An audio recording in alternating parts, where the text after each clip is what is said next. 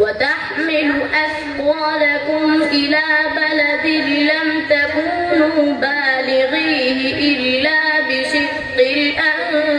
الأنفس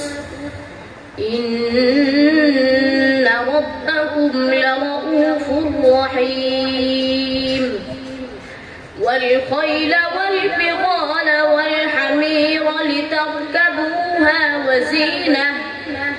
ويخلق ما لا تعلمون وعلى الله قصد السبيل ومنها جائر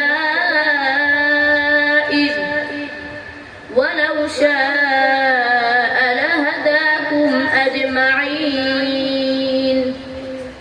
هو الذي أنزل من السماء ماء لكم منه شراب ومنه شجر فيه تسيمون ينبت لكم به الزرع والزيتون والنخيل والأعناب ومن كل الثمرات إن في ذلك لآية لقوم